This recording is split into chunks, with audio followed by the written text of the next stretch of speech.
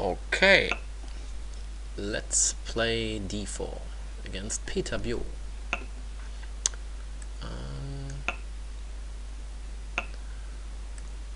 Maybe a Tarash this time.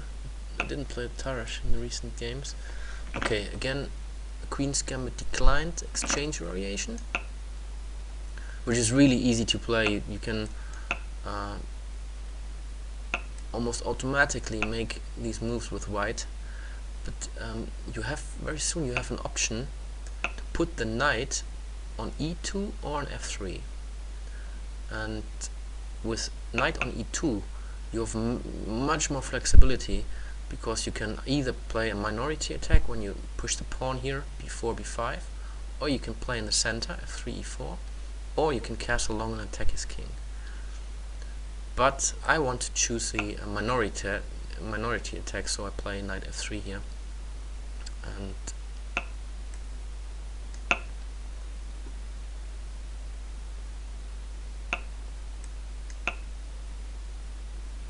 now I prepare b4 by playing rook b1.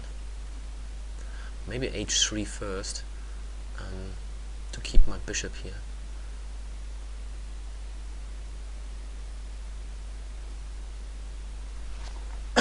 Excuse me.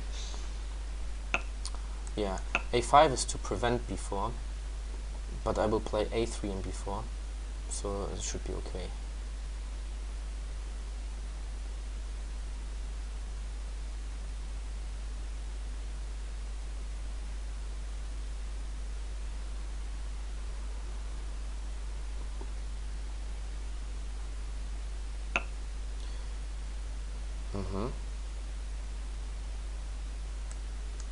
Yeah, there is this idea of playing the knight to b6 and c4, but in most cases it's when black plays b5, and I already committed to b4. So here I'm not that sure.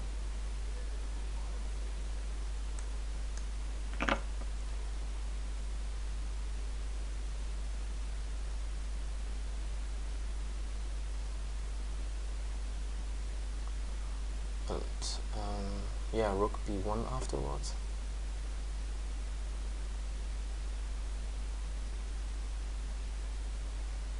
He was really thinking a long time just to take with the queen. I mean, there was no other move on the board, so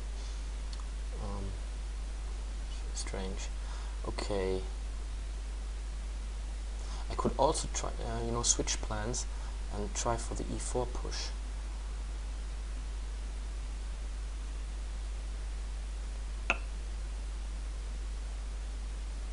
Huh.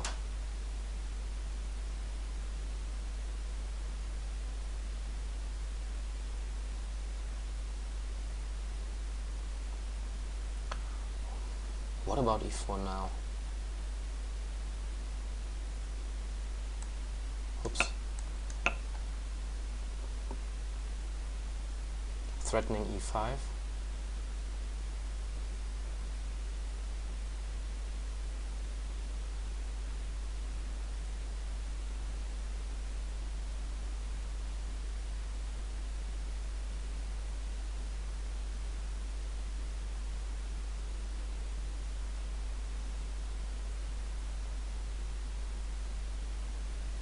So he needs to take here, I think. Why does he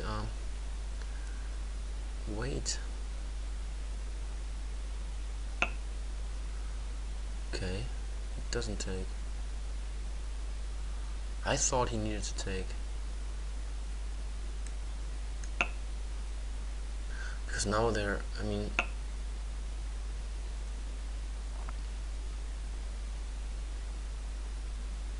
okay, maybe he wants to sacrifice here on h3 afterwards. Interesting.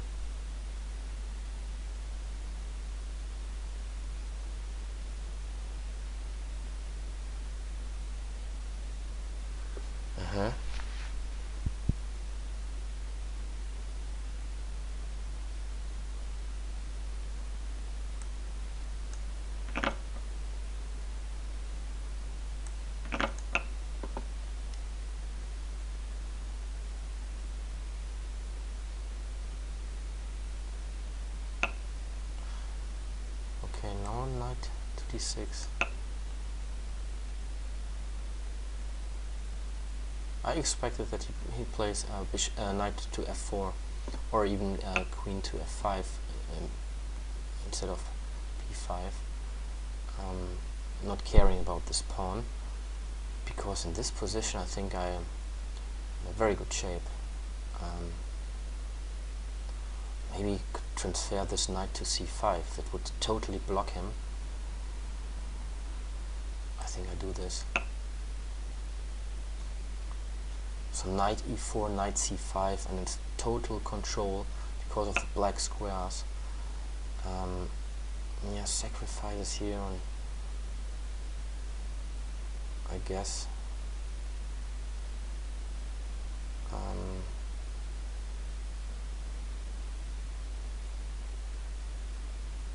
But is it really a problem? I doubt.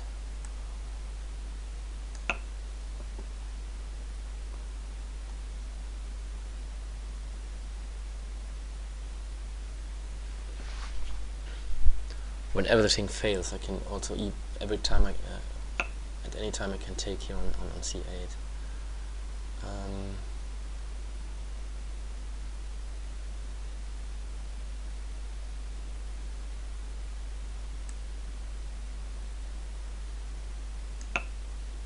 So this makes it difficult for him to push for c5, even sacrificing a pawn, because I can attack here on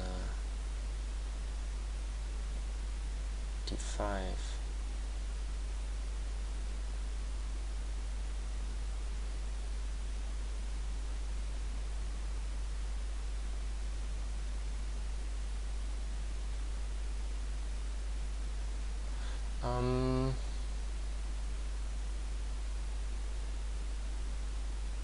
Is it a problem?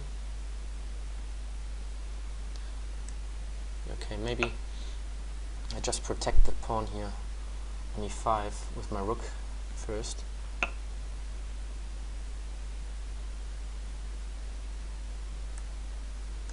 Alright. And now next move will be a knight e4.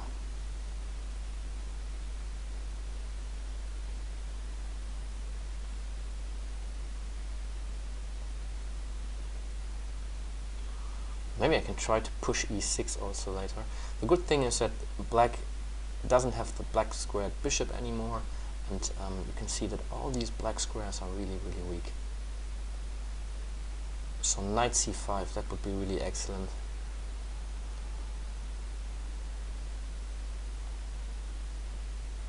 The problem of black is this bishop. But where does he really want to move the bishop? There is not really a good square here. On d5 maybe, but it's not that easy to transfer the bishop to d5.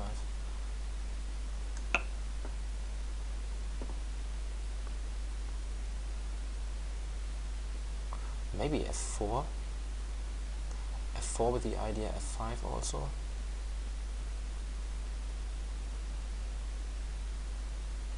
Yeah, there are many ways to play now. Black is really lagging squares for his pieces. The queen doesn't have many squares. The bishop. Okay, this was I think was quite good because it prevents me from playing f4.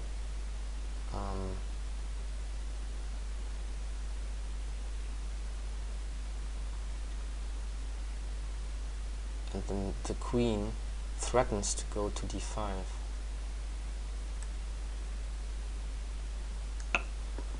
Okay.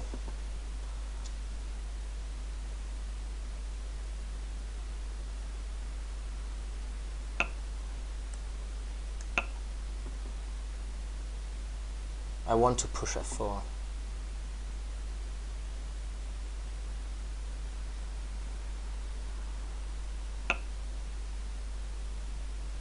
What is the problem with taking here?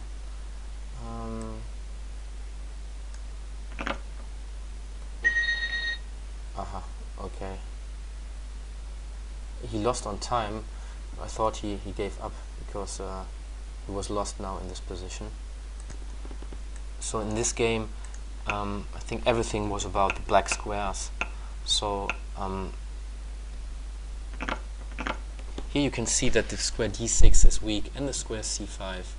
And after he played b5 in this case here, there is also the weakness on c5. So he can't protect these squares with pawns anymore, and he doesn't have a black squared bishop. And this is why I concentrated my whole game around the dark squares. You can see knight d6 here now, and I wanted also to transpose the other knight to c5. Maybe I should have played f4 here, and then later on transfer the knight via e4 to c5, because this was his only chance, you know, to crack up the center, and I allowed him to do so. So and here again, maybe f4. So I think he found some nice moves, and he could have played knight d3 also. So this was not necessary what I did. But here he just blundered, because after rook f4 he lost on time, true, but I just won this piece, because if he takes the queen here on g3, I have a check first, and then I take his queen, and he's just losing a piece.